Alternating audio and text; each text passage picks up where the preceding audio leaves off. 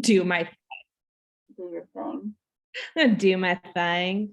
Thanks, Tina. No, I actually I asked Seth to come for the first little bit today too, because we're talking about regional work and I know he has a lot to say. And I also pinged Frank, who is at the Council of State Science Supervisors meeting, literally in a session about regional climate change education work right now, and asked him able to come in. So I thought the topic was extremely relevant, and especially with me facilitating and us about to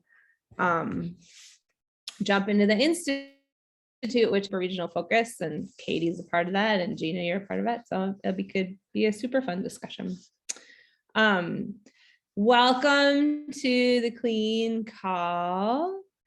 I always like to start out with everyone introducing themselves and sharing something. And because it is in fact summertime, and summertime is a time for ice cream eating, thought everyone could go around and say their name, where they're coming in from, and their most favorite ice cream flavor.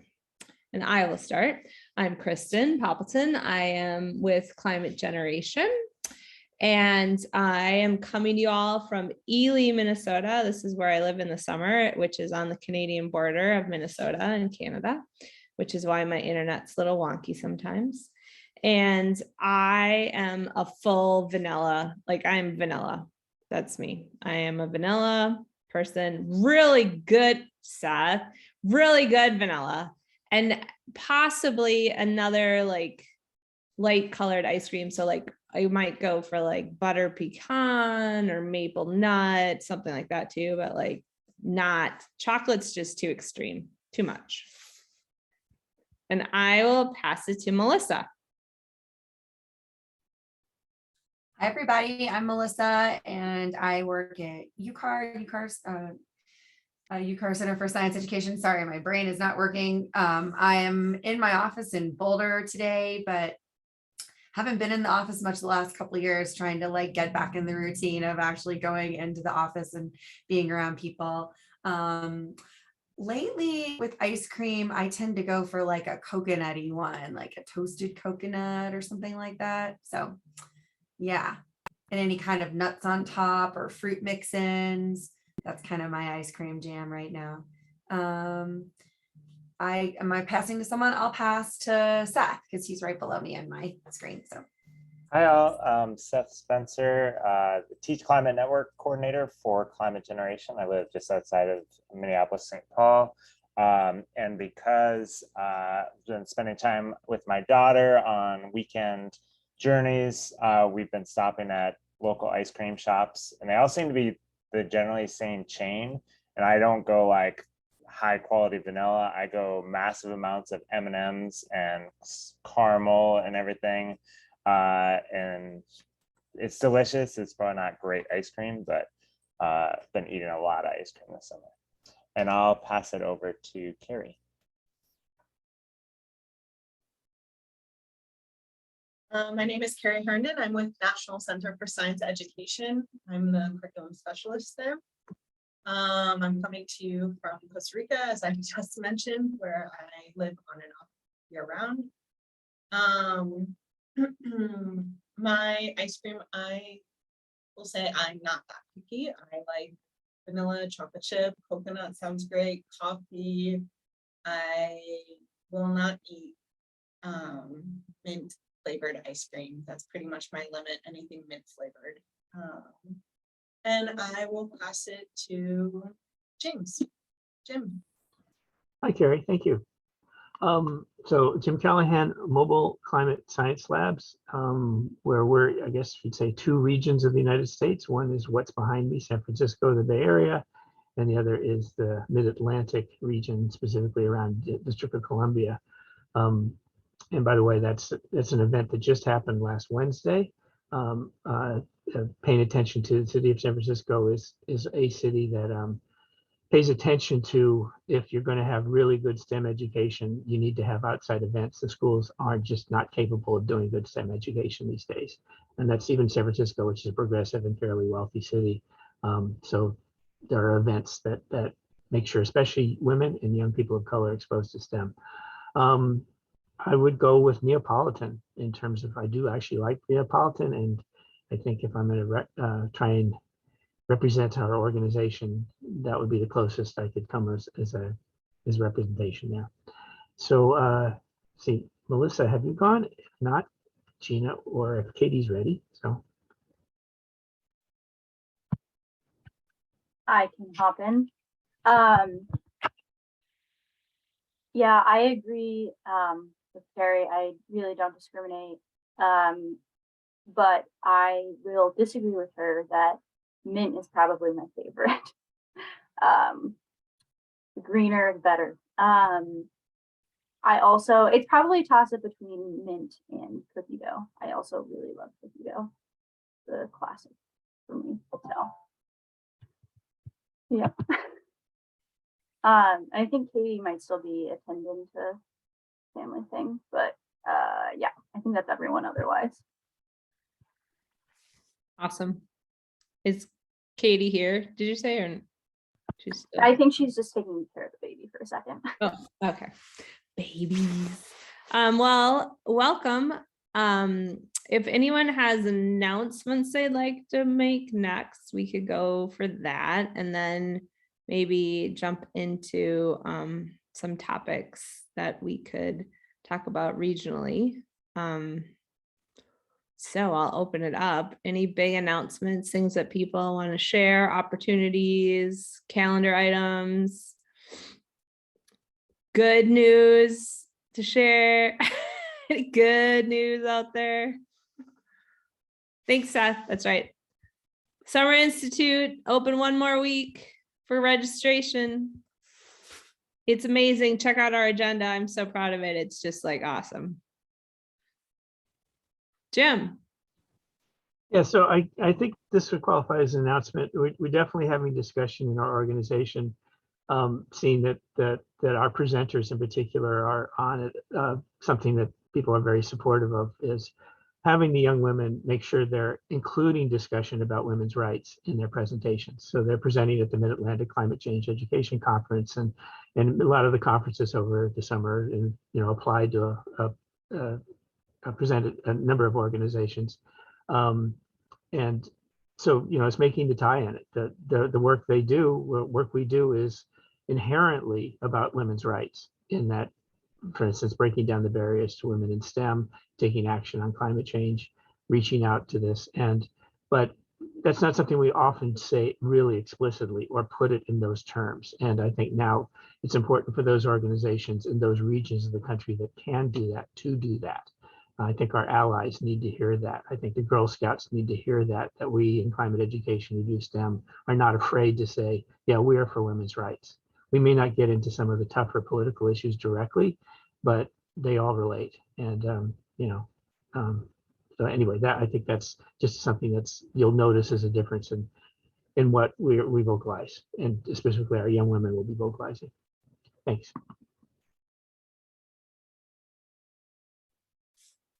I like that, Jim. I mean, I think there's a real opportunity to make a clear tie. Project Drawdown, ties women's education to as a solution, and the role of empowered women in this space. I think that's a powerful story to tell, but I like that. Cool. Any other announcements or things that people want to share?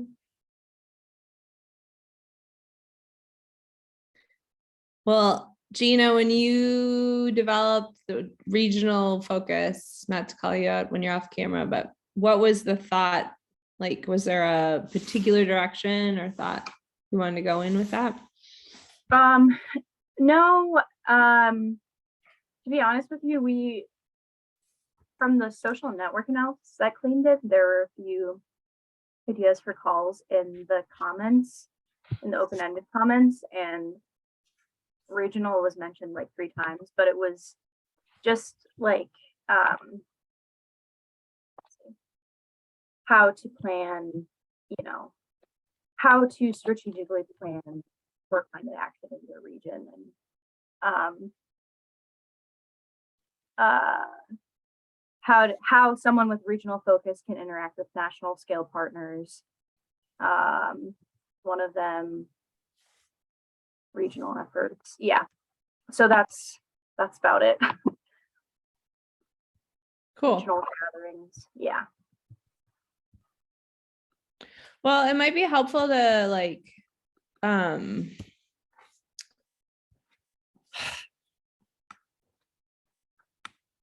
identify maybe different topics related to that we might want to touch on, or I'm trying to think of where to go with it. Or like successes that Yeah. from things that we know have worked. Mhm. We could also, if we want to split it up, you know, we could talk about one thing this call and then something else a different call. But my mind immediately went to what are some successes that people have had. Yeah. Yeah. It's interesting. I just read this report that was put out for actually more for grant makers for like philanthropy on climate justice. And in it, they're talking about, one of the folks in it was talking about the idea of scaling work and what that means to them. And it really is relevant with this regional discussion because, and it resonated with me just thinking about how we've been thinking about regional work, in that it isn't the idea of like the McDonald's model of like creating something and then just like replicating it. It was this more idea of what they called translocal work.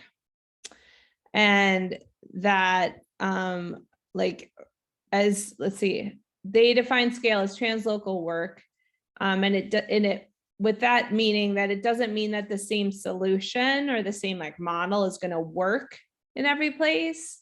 But what it means is that someone in one place is able to like build a program, organize, strategize, build resources around a program, but then also have the resources and strategy time to like share it with someone in another place, and then learn from each other and how these solutions like cut across time and place and like can support each other in some way. And so it's like taking a real like a model and like sharing, but like obviously customizing, but having the resources to like connect that.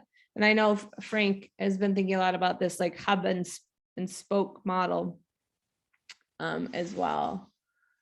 So that just really struck me as like a little and it's also very based in like relationship building, which is, I think, important when we think about these regional strategies being connected in some way.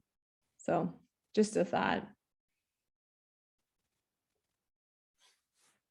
If anyone else has like thoughts about regional work, or Seth, if it might be useful, I mean, not to take over the call, but since Seth is here, to just explain like how we've been thinking about the regional work. And Seth is, as our network coordinator, really the one leading on that right now at Climate Gen. Yeah, I can give a pretty quick overview. I think most folks are familiar at least with the Summer Institute for Climate Change Education, but we're now in our 17th year. And for the first 14 years, we definitely worked with partners, but it was an in-person institute, usually based in Minnesota.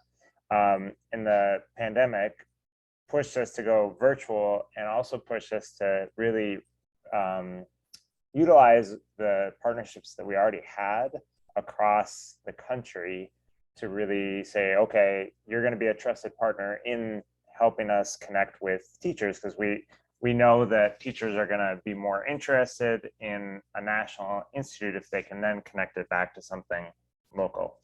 And so 3 years ago, we had great partners. Last year, we really, I think, solidified and strengthened those partnerships. So we had 13 regional cohort leaders, so climate change education or climate justice organizations throughout North America that would help us lead one of our 3-day institute to really take all this big international or North American information around climate change and really try to localize it. And now in this 3rd year of this partnership, we again have 13 regions, and Katie and the Clean Network and Cyrus are one of them.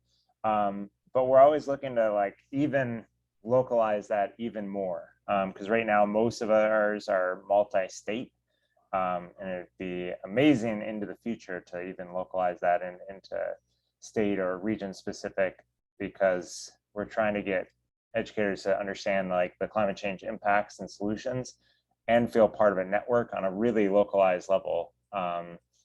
Better probably solutions, better action, and then definitely better sense of support and community if we can localize that. This year we'll probably have about 230 educators, about 90% from North America, a few international educators as well. Last year we had about 280, but just kind of really looking to keep using that model, and we believe it's been successful because we had about 9 of those cohort organizations return and keep that work going. So.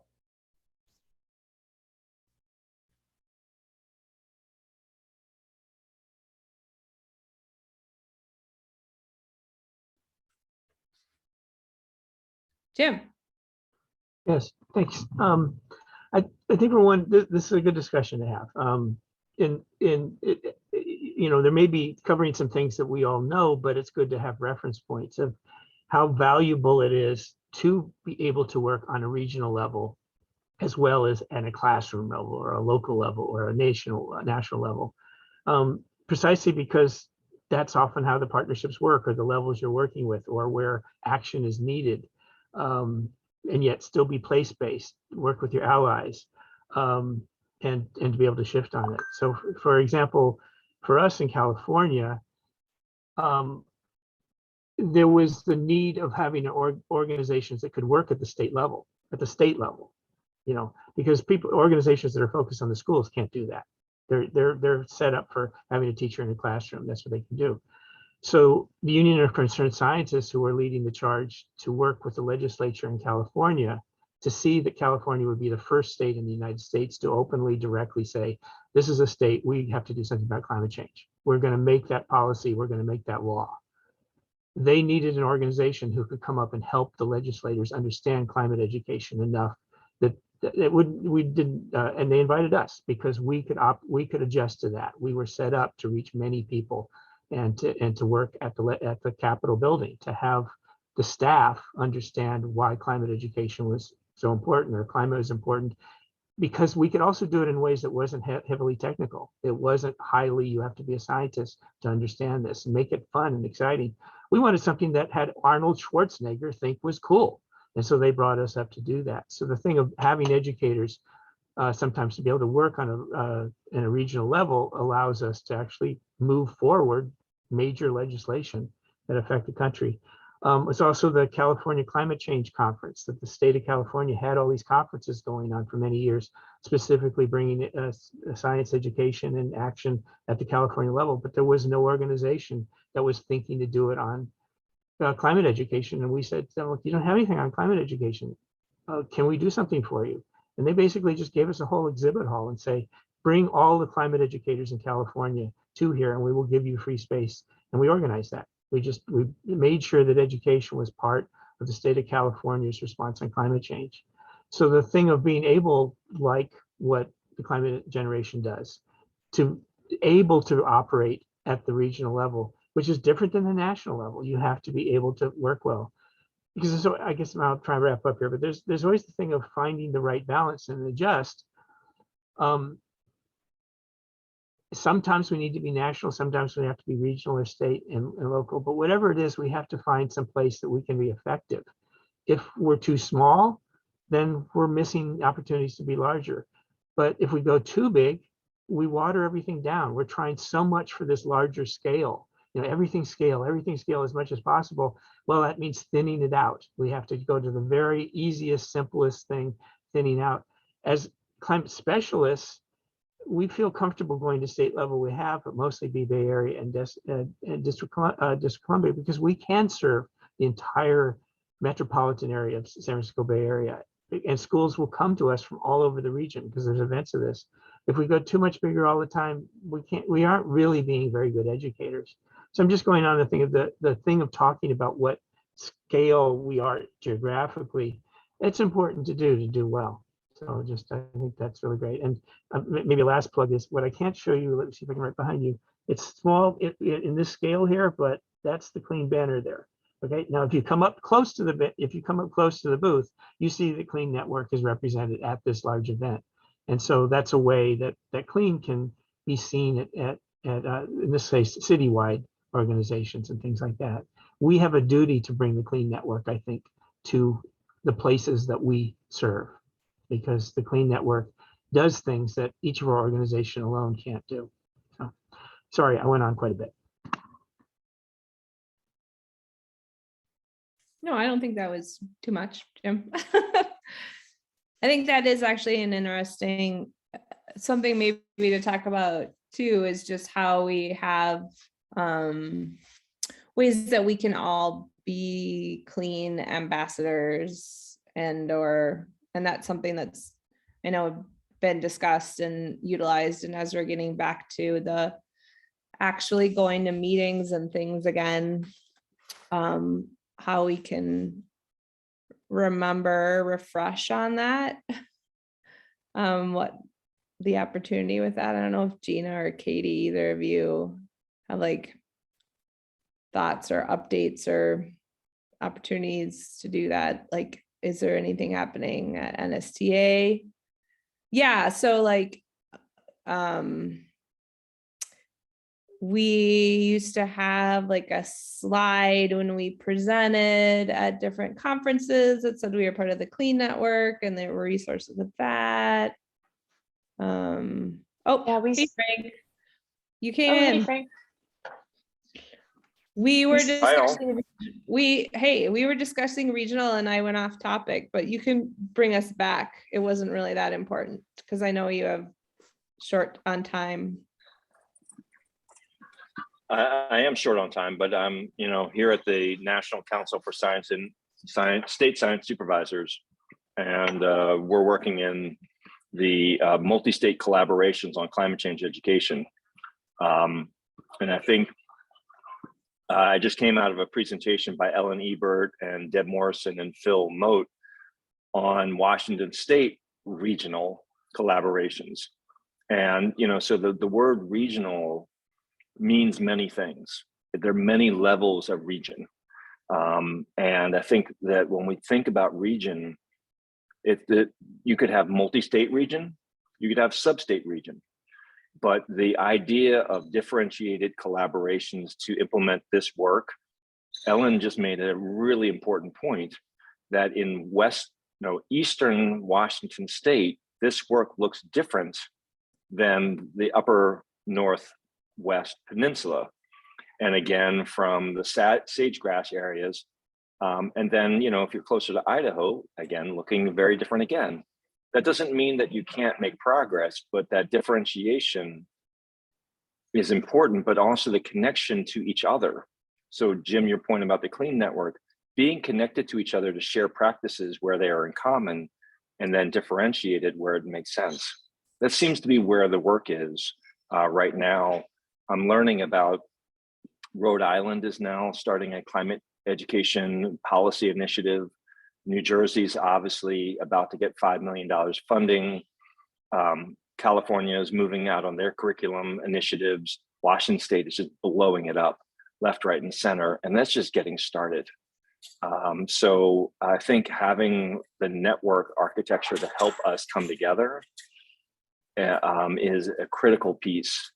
But how we stay connected to each other and is really, really, really important. So I think that for a Clean Network, to think about how do we start supporting this work across these instances and within them is a critical part of the focus I think we have as a network for the near future.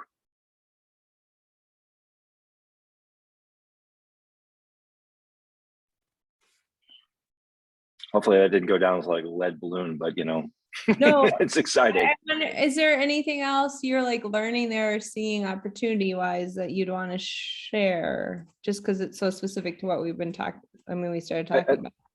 So I think what we're starting to look at is we move into these multi-state collaboration discussions. I mean, we've had the beginning of them now, but really thinking about multi-state collaborations and which states. And it can't just be, you know, the coastal blue states, right? Cannot be. But where are the surprising states where we can make progress? And maybe some of the places where it's hard, we move to a sub-state level. So you have blue cities and red states. You can make progress there. We have ways of knowing where the climate action plans are. Those are the places that you signal where we can make progress first. But I think that for the network to be plugged into how do we support as providers with state policies, state funding, community level action. I think that's the vanguard of our work is these multi-state collaborations where we can really get into implementation. The last thing I'll say is that this idea that education plays a critical role in accelerating and implementing climate action, I'm hearing it here. I did not expect to hear it here. They're actually going there in an equitable and just way. That I did not expect that to happen at the Council of State Science Supervisors. Generally, these are state employees and they're having this kind of conversation. Not everyone, but how we move that work forward, specifically in places where we can have the most advanced work, I think is where we should focus, but leave the door open for Arkansas or Kentucky or Tennessee. They'll be surprising allies. I had a long conversation with the Utah this morning, and there's process, but the how is really, really important. But it's I think we have to make progress in the surprising places, not the easy places. So I don't know if that's enough, Kristen.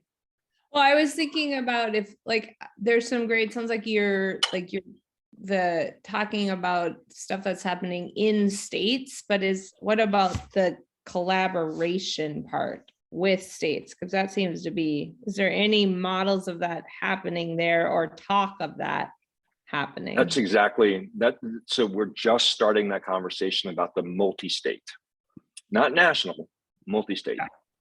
And that is just emerging here. They're at the, just for all those who don't know, the Council of State Science Supervisors. These are people who are leads of science education for their state. There is now an official ad hoc committee on climate change education at the Council of State Science Supervisors. That's surprising, exciting, and very advanced thinking.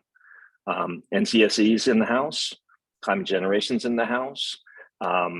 You know, Deb and her team are in the House. There's a lot of rich, awesome organizations who are members of the Clean Network who are here.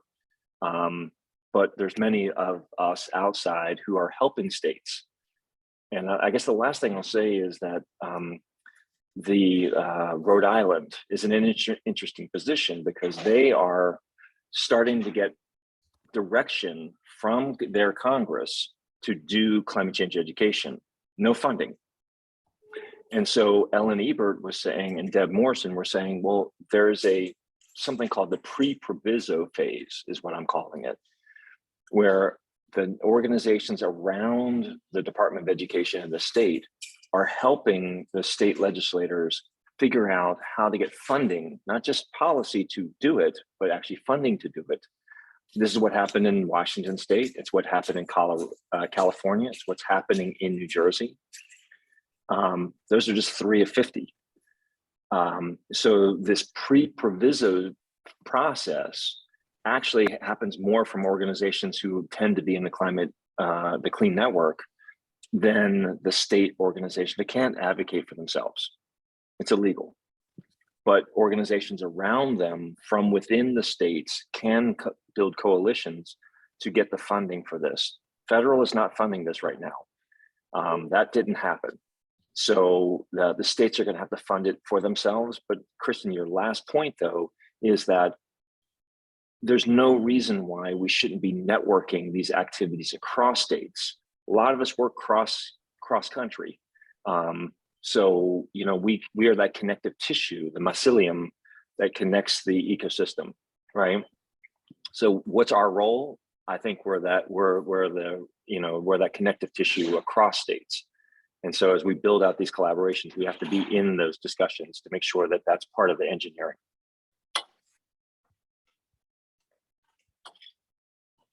Cool. I'm going to go Can I- off camera because this is my lunchtime, so I don't want you to watch me eat. Jim, did you have your hand up or was it just? Sure. Yeah, no, I try to take it when I'm done. Let's see.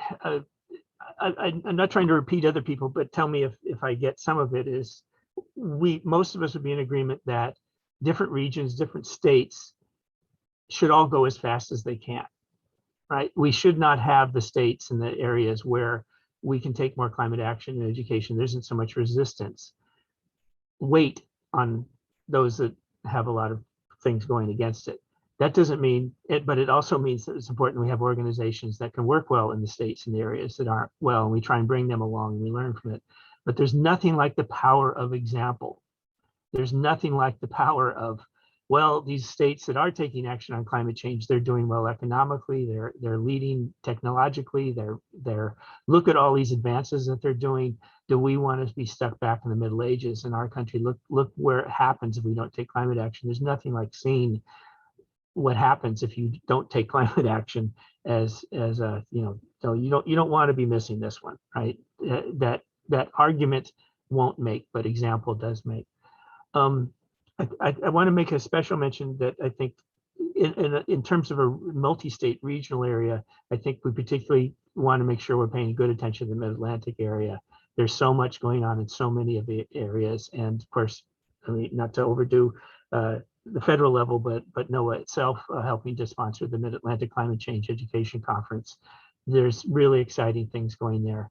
And that ability to be, when I think about the Mid-Atlantic, we have so many states all congregated together by working together. It's still close enough that it's local enough that you actually practically can work together. That's always a thing. If it's one thing to, it's nice to work with people in Germany, but it's hard to like do an event with them together, or we can't be in the same school together. But New Jersey, DC, New York, I mean, we're part of a New York Youth Climate Conference, and it was not like, well, we're too far away to do anything on that.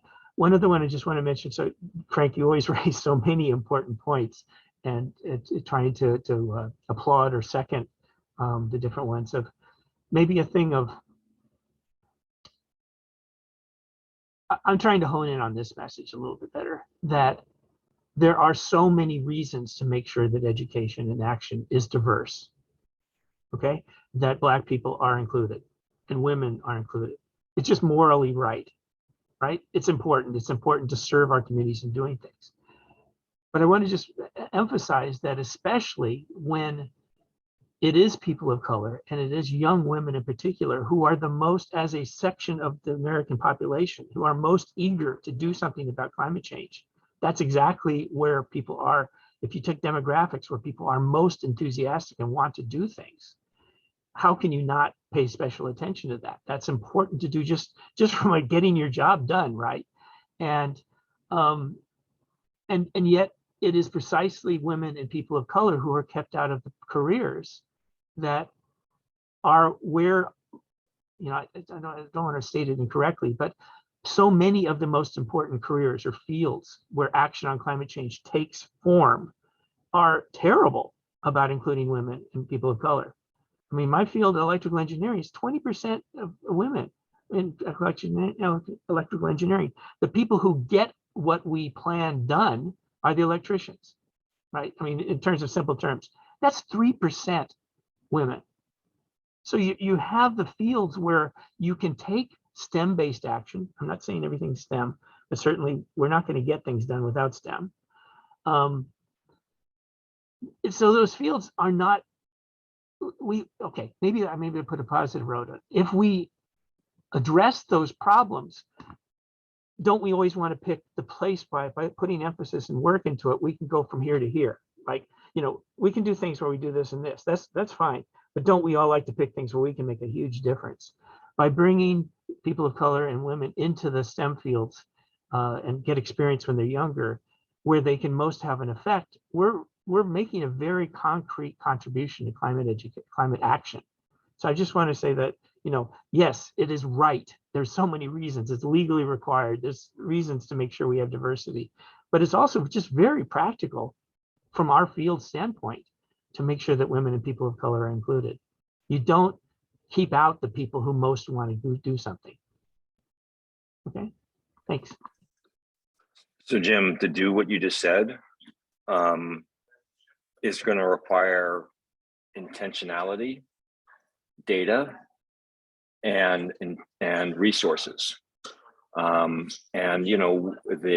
we're going to have an equitable and just transition, we don't know how many electricians we need, but if you use an electrify everything strategy, which is what Rewiring America and others are promoting, we do not have anywhere near enough electricians in this country. Full stop. We don't even have enough right now, let alone pushing everything electric in a decarbonized grid. So but that requires focus.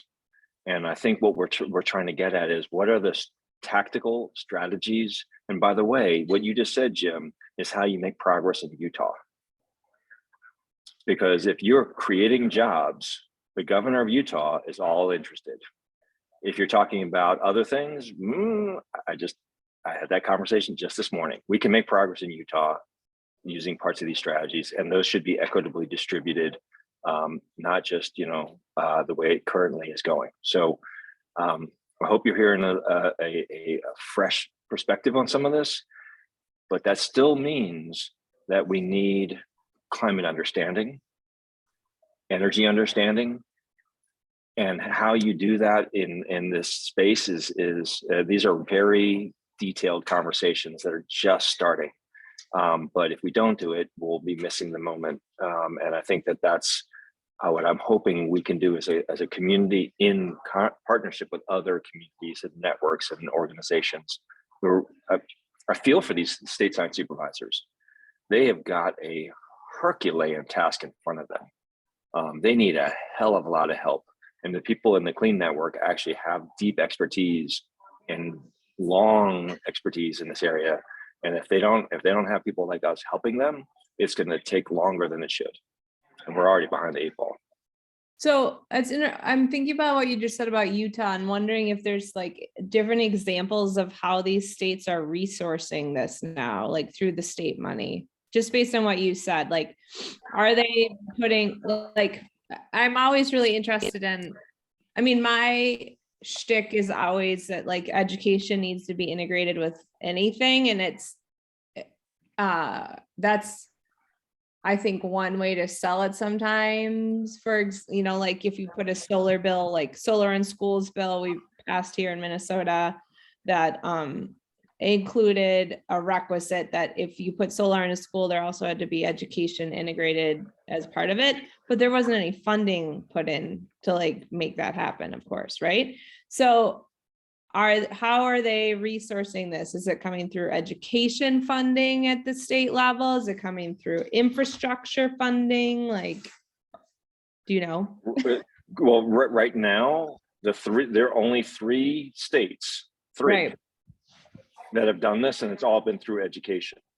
Washington State is far and away doing it the most, the furthest, and the longest. And with the most diversity. They just started a new pre-service teacher climate education initiative.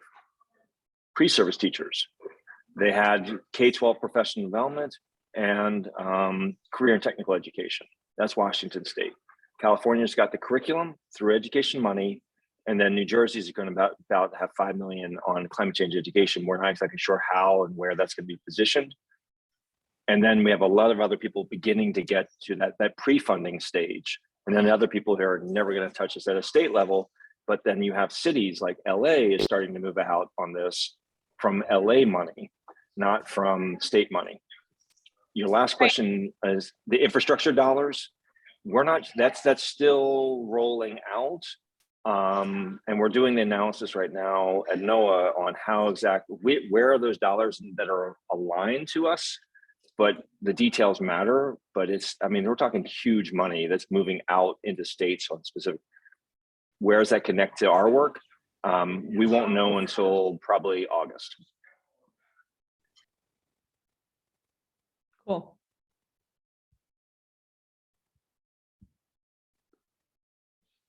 Any other voices who, Carrie or Melissa or Katie or folks that haven't, Gina, chimed in? Thoughts or?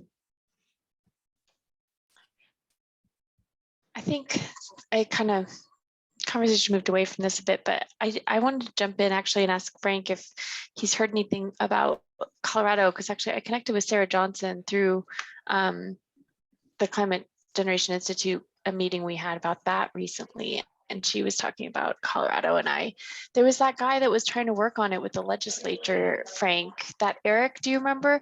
And I haven't heard from him because we had to, as Clean, we couldn't, really support him, as you know. And I haven't heard anything more about it since then. Do you know anything that's happening in Colorado about trying to do climate education here? So the key person for Colorado who's here is Maya Garcia, who came from Washington, D.C. She's the state science supervisor and is a brilliant champion for this work. I would characterize them in the way I'm using the language today is pre-proviso, meaning that the proviso was the thing that funded Climb Time for Washington State. They just used some state mechanism to fund, I can't remember, it was $2 or $3 million just to get this started. That's a model that Washington State should have. California did it a slightly different way, but I think there is work that the state is doing to figure out the foundations. I know they're looking at the climate role in their career and technical education across Colorado, but consider Maya a partner. Build relationships with Maya, because ultimately she needs Ceres and other people like you, Car, you're here, and Clean and Climate Generation, as you move out beyond Minnesota and the Midwest, to help them in the that community of support around them, so we can actually do implementation. But Maya is your key point of contact, and she's amazing. Great ally. But these are small offices. They're doing really, really important work. They need a group of people around them to help that move forward. And sometimes they rely on the people around them to do most of the heavy climate work in places where they can't be seen as a lead. Florida, West Virginia, Texas. That doesn't mean they don't want it done. They just can't be seen doing it. So they rely on their network of core organizations around them to play that heavy lift. And so that's what, we have a role, but we have to work in partnership quietly and loudly with them in order to make progress on this issue across the country, where we can. But again, in Colorado, if they don't fund this, it's going to be really hard to do the heavy work equitably, because a lot of the organizations, Kristen, I'm thinking about you, and some of the things you pounded in my head is like, why am I coming to work on something without getting paid to do it? I'm an NGO. That's really hard for us to do. It's how can I? It's not even why. No. Yeah, I know why. How can it's I? My values, but how? Yeah, right. Because it's like that's a problem, and it's not that I don't want to be there. I can't be there until there's money there. That's what Ellen just showed us in the session right over there. That because of those dollars, the first year of Climb Time clearly showed, and you activate these networks of educational service directors, divisions, administrators, educators, higher education, community colleges. You activate them all through funding. Right. No funding, do not expect much activation. it won't happen, or it won't be sustainable. And so, like, you know, I mean, and this is state money. Federal money just doesn't have the staying power. And so I think that this is the path forward for the near term. And so, you know, Katie, I mean, I understand Ceres would probably have a hard time having those kind of conversations, but there's other organizations around you actually can have that very easily. Question is, are you going to follow the Washington model, the California model, or the New Jersey model, or even more fun, all three?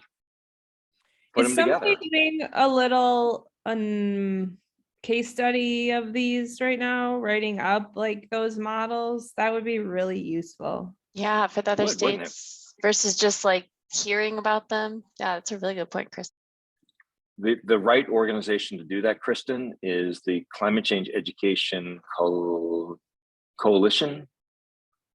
Sarah Bodor and like yes, our and group NAAE. that Yeah. is true. I'll ask Sarah. That would be the right Sarah group. goes, Yes. I mean, Sarah Goodspeed's been going to those meetings, so we've been taking part in that. That is an excellent, and actually I would love to talk to Sarah. She's moving into a full-time policy role for us now, so that might be a cool Partnership. thing to do. But Minnesota needs to do this just as much. And in fact, actually, Kristen, I stand corrected. There are four. Let's get my finger up there. 4 states. I'll do it this way. It's easier. There are 4 states. Actually, Minnesota. I believe there's some federal state money investing in climate change education in the state of Minnesota. Right. I mean, through and a I partner bet- organization that might be somewhat credible. Yeah, and it's interesting. I mean, thinking about the state level funding stuff though. So we have a grant through we have funding through a state fund. We have state funding to do climate change education right now. It's through our lottery money is constitutionally dedicated to environmental projects, and you can apply to get that funding. So it's not like legislated money like the other examples. It's money that comes and goes. Like it doesn't last forever. And it's really hard to get anything climate funded because we have a split legislature and there's some real deniers here. OMG. But we can't spend that money on anything out of state. So that's where and I think I remember that being actually Washington's issue too, when we first started trying to work with them through the Clean Network and Climate Gen, and Frank, like they could not spend that. So that's one of the hiccups of like the state level. I'm assuming that is probably true for most states. If you have funds for a program, you have to spend that money in your state because that's the point of it, to like invigorate the economy, et cetera, et cetera. But yeah. It is another model though. Ooh, I want to write these case studies. Jim, did you have something else you want? Thanks, Katie. So I think, I think we would agree within, if we have the regional geographic, we also have the different small scopes of who's an educator. There is actually in the classroom, there is people who do things at conferences and set the overall policy. I'm working at the level of regional education. Okay, so for instance, this event that just happened on Wednesday behind me, that was for roughly, it wasn't 500, but about 400 students turned up, mostly Black, largely women, and it was a STEM event. And we were the big draw, the big thing on climate action and climate. So the biggest subject of the STEM event was climate action and climate education.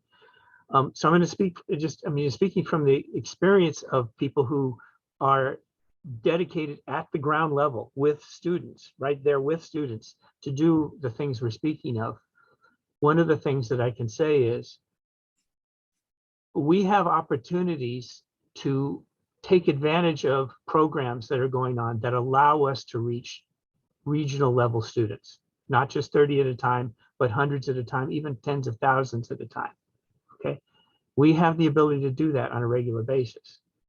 If our picture is only education takes place in the classroom, we are turning away from that. Okay, so I want to give this example. San Francisco no problem talking about climate. You know, politics, the thing is not a problem, but it has the same problems. I want to just give an example. You know, I talk about science festivals that the University of California organizes. There's events that the Girl Scouts organize. There is all these different programs that are about STEM, about women, about inclusion, and are very happy if we're bringing specifically climate action to it. But it's not a climate action event. It's a whole bunch of STEM events. That's the commonality. If we are set up to take advantage of that, there's hardly any state in the country that doesn't have something like that you can operate in, and you can reach an entire region on things. But an example of how you have to be on the lookout, and once you're good at doing that, you get invited to this. Who paid for this event? This was very different. It wasn't the Girl Scouts, it wasn't the University of California, our usuals.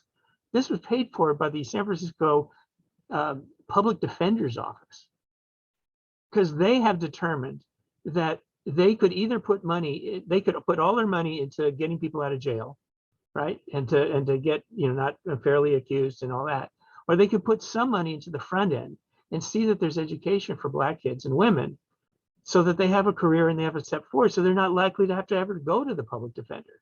And they have determined that that is not going to happen in San Francisco if we just do everything at the school level. The schools are not teaching STEM at a good quality level. It's not hands-on, it's not engaging, it's not reaching Black kids well. You have to have these events in the city that this is where it happens and people get the spark. The city of San Francisco has determined that if we only are at the K-12 level all the time, we are turning our backs on these opportunities to bring climate education, climate action to exactly the audience where we want. So that's just a voice from somebody who's doing it on the ground level. I'm not saying this is a cure-all, but it's a factor I want to make sure we're paying attention to.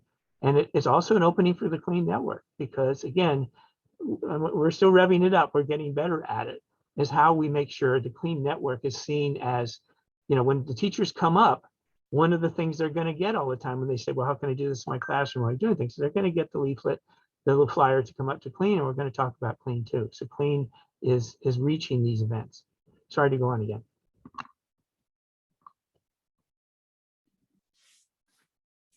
Thanks, Jim.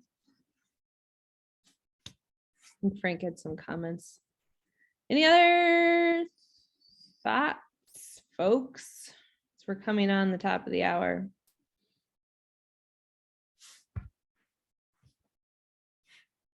It's always so, oh, California, that's right. California is the other state. It's always so funny that I always wonder, like, oh, do we have an hour to talk, of stuff to talk about? It's over.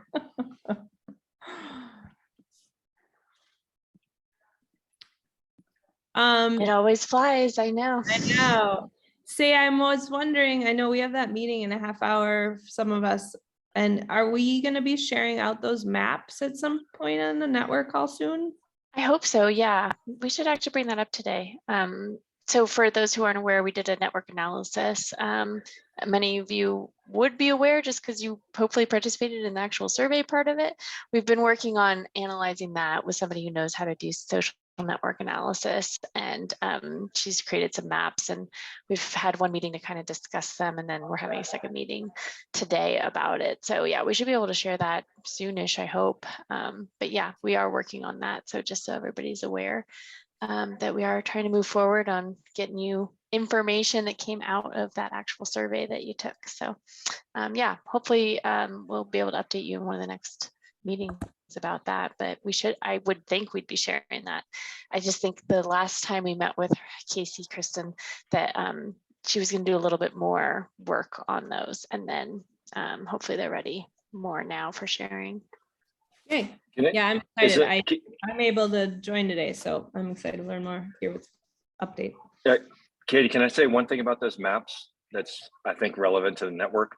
And I'm saying this to people who are here with us now, but if somebody listens to this beyond this, one of the really exciting things that was done in that survey was people named in different areas of focus of what we do together, other people that they're their go-to top partners. What's interesting about that is that all the people, we know who's in the network now. We've never known that before. And then we now know this wider cloud of people that everyone in the network works with that aren't in the network. And it just exploded the potential of the clean network in specificity that we've never had. It's a super exciting opportunity. But with network theory, one of the things you can do is you can start complexifying the network, because now we have data intentionally, and also something called centrality, moving people who are in the peripheral into the center. A lot of the people who are on this call right now are more in the center. There's all these other people that are out here, and through intentional effort and measurement, we can actually grow the complexity of the network and the centrality of the network. And that's how you know you have a healthy network. And I think that the clean network, and Jim, I think you're one of our strongest advocates, is a really, really important network. But we have some work we can do with data now, thanks to this effort, to centralize and complexify and expand the network in ways that we've never had. So that data should be exciting, but also opens up lots of opportunity for focus and collaboration expansion. So just something, just want to put a little context on that effort, and it's brilliant, so exciting. So hopefully we can get that out the door very soon and then work on it. Very cool. Awesome. Well, I hope everyone has a great day, and it's been a lovely seeing y'all. Too. And I'll see y'all soon. Thanks for facilitating, Kristen. Thanks everyone for joining. Bye, everyone.